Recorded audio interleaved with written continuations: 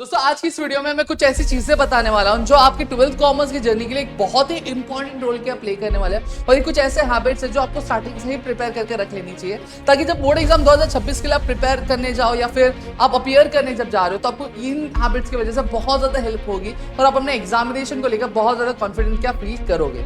तो आज की इस वीडियो में हम यही बात करने वाले हैं और प्लीज मुझे कमेंट सेक्शन में ये जरूर बता देना कि भैया आपके स्कूल और कॉलेजेस शुरू हो चुके हैं कि नहीं हो चुके, ताकि मुझसे एक आइडिया आ जाए कि आपको की चीजें कब मुझे स्टार्ट करनी है, आपके जो लेक्चर वीडियोस है मुझे कब स्टार्ट करनी चाहिए। ठीक है, चलो एक एक करके चीजें यहाँ बात करते हैं। अब यहाँ पे मैं कुछ बेसिक हैबिट्स के बारे में बात करने वाला हूँ। बेसिक हैबिट्स क्या है? सबसे पहली चीज जो मेरा बेसिक हैबिट में आपको बात करूंगा, डेली स्टडी हैबिट आपको डालना है। सबसे पहली चीज आपको यहाँ पे अगर मैं बात करूं तो देखो कई सारे लोग ऐसे होते हैं ना जो हमेशा ये चीज करते हैं कि एक दिन पढ़ते फिर 4 दिन नहीं पढ़ते, या फिर एक दिन पूरा दिन बैठ जाएंगे और फिर 4 दिन तक उनका नामो निशान होता है, नहीं होता है। तो एक चीज मैं आपको ये क्लियर कर दूं, देखो भैया ये चीज कभी मैटर नहीं करती आप कितने घंटे पढ़ रहे हो, मैटर ये करता है कि आप किस तरीके से पढ़ रहे हो। अगर आप 1 घंटा भी पढ़ रहे हो तो उस 1 घंटे में आप 10 घंटे तक की जितनी पढ़ाई कर लेते हो तो बहुत ज्यादा वो अच्छा होता है। ठीक है, ये नहीं कि 10 घंटा आप लेके बैठो और कुछ नहीं हो रहा है और वो 10 घंटे आपके पूरे बेकार चले जाते हैं। ठीक है, अब 1 घंटा पढ़ो लेकिन कुछ फोकस क्वेश्चंस पढ़ो, कुछ फोकस चीजें करो, ठीक है, जिससे कहीं ना कहीं आपकी प्रोडक्टिविटी बढ़ती है। तो उसके लिए आपको एक प्रॉपर शेड्यूल बनाना पड़ेगा कि प्रॉपर शेड्यूल क्या होता है। अब मुझे एक चीज बताना कि आप 12th कॉमर्स कैसे कर रहे हैं? आप इंटीग्रेटेड कर रहे हैं कि आप डेली कॉलेज जा रहे हैं? ठीक है, अगर इंटीग्रेटेड है या फिर डेली कॉलेज जा रहे हो तो मुझे जरूर बता देना ताकि मैं आपके लिए एक डमी शेड्यूल बना सकूं आपके लिए, ताकि आप उस हिसाब से चीजें अपनी ले सको। तो दूसरा क्या आता है, अटेंड रेगुलर क्लासेस। अगर देखो आप कॉलेजेस जा रहे हो, क्लासेस जा रहे हो, तो मेरी एक रिक्वेस्ट रहेगी आप रेगुलर कॉलेज और क्लासेस दोनों अटेंड करो। हाँ, कभी ऐसा लग रहा है कि इस कॉलेज में ये चीज इंपॉर्टेंट नहीं होने वाली, कुछ फंक्शंस है या फिर कुछ है, तो उस दिन स्किप कर सकते हो। बट मेरी रिक्वेस्ट है कि आप डेली बेसिस पे ये चीज अटेंड करो, कि भी मिस आउट नहीं करो। अगर आप कॉलेज गोइंग स्टूडेंट नहीं हो लेकिन आप क्लासेस जरूर जाते होगे तो क्लासेस जरूर अटेंड करना, ठीक है, उसको मिस आउट नहीं करना है। तीसरी चीज यानी है कि आपको प्रैक्टिस जरूर करना है। क्या करते हैं ना दोस्त की एक दिन बैठेंगे पूरा फाइनल अकाउंट्स ले लेंगे, एनपीओ ले लेंगे, एडमिशन ले लेंगे, रिटायरमेंट ले लेंगे, डेथ ले लेंगे, डिसोल्यूशन लेंगे, पूरी चीज एक ही दिन में कर लेते हैं, लेकिन आगे आने वाले 10-15 दिन तक कुछ भी पता नहीं चलता। देखो एक चीज मैं यहाँ पे बात बताता हूँ आपको, क्या होता है मालूम है क्या? अगर मैं हूं, ठीक है, मैं भागने की कोशिश कर रहा हूं, एक ही दिन में 100 किलोमीटर भागने की कोशिश कर रहा हूं, उसका कुछ मतलब है? कुछ मतलब नहीं है भाई। क्या एक ही दिन में मैं पतला हो जाऊंगा? या फिर मैं मोटा होने की कोशिश कर रहा हूं, मैं एक ही दिन में पूरा खाना खा रहा हूं, पूरी डाइट एक ले रहा हूं, नहीं, उसका भी कुछ मतलब नहीं होने वाला, उल्टा वो चीज खराब हो जाएगी।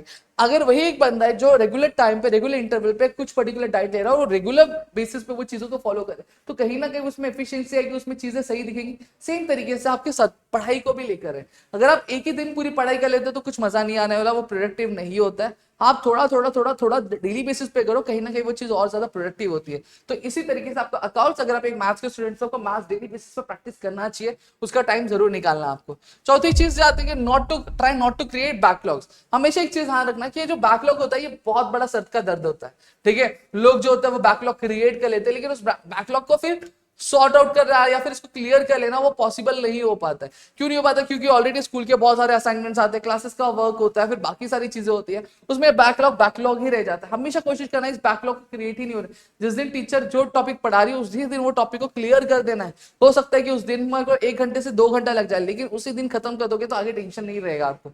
समझ में आ गया? नेक्स्ट आता है, अब आपको बेसिक्स आपको क्लियर कर लेनी चाहिए। अब आप 11th से 12th में जा रहे हो तो आपको देखो अकाउंट्स के लिए मैंने पहले भी बताया कि जैसे जर्नल्स हो गया, फाइनल अकाउंट्स हो गया, लेजर हो गया, ठीक है, और भी चीजें जैसे आपके ओसीएम में अगर आपको ऐसा कुछ रिक्वायर्ड नहीं है, एसपी में आपको थोड़ा लेटेस्ट को देख लेना चाहिए, जिससे चीजें आपकी 12th में बहुत ज्यादा आसान हो जाएगी। तो बेसिक्स पे ध्यान देना है। फिर रेगुलर वर्क कंप्लीट, मैंने अभी थोड़ी देर पहले समझा आपको कि रेगुलर बेसिस पे आपको चीजें कवर कर लेनी चाहिए।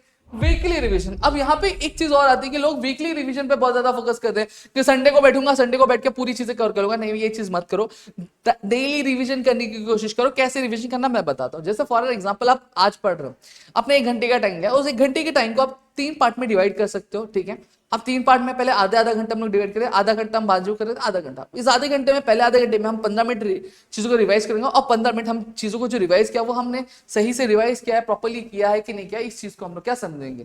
ठीक है, और फिर उसके बाद जो आगे का आधा घंटा बचाएगा उसमें हम नई चीजें पढ़ेंगे। अब आज आपने कोई चीज पढ़ी, नेक्स्ट दिन जब जा रहे हो तो स्टार्टिंग का जो आधा घंटा है, उस आधे घंटे में आप पहले जो पिछले दिन जो आपने चीजें पढ़ी थी उसको देखो, क्या वो चीज आपको याद है, क्या वो चीज आपको आ रही है कि नहीं आ रही। कैसे चेक करना है? आप क्या करोगे, एक पेपर लोगे, उस पेपर लेने के बाद आप उस आंसर को क्या करो, लिख के देखो। पढ़ना नहीं है, लिख के देखना है कि आपको क्या क्या चीजें याद है। लिख दिया, समरी टाइप में लिखना है, लिख दिया, पॉइंटर्स लिख दिया, उसके अंदर का एक्सप्लेनेशन शॉर्ट में लिख दिया। लिखने के बाद अब 15 मिनट में हो गया। अब 15 मिनट जो मिले उसमें चेक करो कि वो जो चीज है वो आपने सही लिखी कि नहीं लिखी है। अब अगर कोई चीज गलत है, उस गलत को क्या करो, उसको मार्क करके रखो। अब वो चीज क्या फायदा बेनिफिट देगी, ये बेनिफिट देगी कि जब आप अगली बार आंसर लिखोगे तो आपको याद रहेगा कि भैया पिछले बार मैंने ये गलती की थी तो ये गलती मुझे दोहरानी नहीं है। क्योंकि कैसा है कि ह्यूमन नेचर कहता है कि अगर कोई और हमें हमारी गलतियां बताता है तो हमें उतनी अच्छी नहीं पता चलती। जब हमें वो गलती हमें खुद रियलाइज होती है तो हम हमेशा ध्यान रखते हैं कि उसको वापस से रिपीट ना करें। अब उसी पर्टिकुलर टाइम में जो गलती की उसको सुधारो, उसको सुधार कर फिर आप नए टॉपिक पे जाओ। इससे क्या होगा, आपका डेली नया रिविजन होगा। और फिर कुछ बच जा रहा है तो आप वीक में संडे को जब छुट्टी मिल रहा है या फिर सैटरडे को छुट्टी मिल रहा है तो आप पूरा जो हफ्ते भर में पढ़ा उसको एक बार और रिवाइज करो। इससे क्या होगा, एक ही चीज बार बार माइंड में चलती रहेगी, रिवाइज होती जाएंगी, नहीं हो जाएगी। तो ये एक सही तरीका होता है। नेक्स्ट आता है क्वेश्चन प्रैक्टिस एंड प्रॉब्लम्स। जितने भी आपके अकाउंट्स के प्रॉब्लम्स हो गए, ग्राफ हो गया, इकोनॉमिक्स से न्यूमेरिकल्स होंगे, लेटर्स हो गया, एसपी के, इन सभी को डेली बेसिस पे प्रैक्टिस करना है, सॉल्व करना क्या हमें आना चाहिए। अब यहाँ पे आपको बता दूं कि क्वांटिटी और क्वालिटी दोनों ही मैटर करता है कॉमर्स में, ठीक है। सिर्फ आपको एग्जाम में कितना घंटा पढ़ रहे हो ये चीज नहीं आने वाली, आप आंसर राइटिंग भी कर रहे हो, उसमें आपको थियोरेटिकल भी आपने पढ़ा हुआ है, आपने सम भी सॉल्व किया, सारी चीजें मैटर करती है। अकाउंट्स में अगर बात करूं, सॉल्व एग्जांपल, इलस्ट्रेशन और पीवाई की दोनों ही इक्वल वेटेज प्ले करते हैं। सिर्फ आपको कोई बोलेगा सिर्फ पीवाई का उसका लो काम हो जाएगा, नहीं हो जाएगा, लेकिन कहीं एक आधा प्रॉब्लम ऐसा आ जाएगा जहां पे अटक जाओगे, जहां पे प्रॉब्लम घुमा के दे दिया वहां पे अटक जाओगे। इससे इलस्ट्रेशन, पीवाईक्यूज और सॉल्व एग्जांपल्स दोनों को ही आपको इक्वल इंपॉर्टेंस क्या देनी चाहिए। समझ में आ गया। फिर लास्ट ये डोंट गिव अप।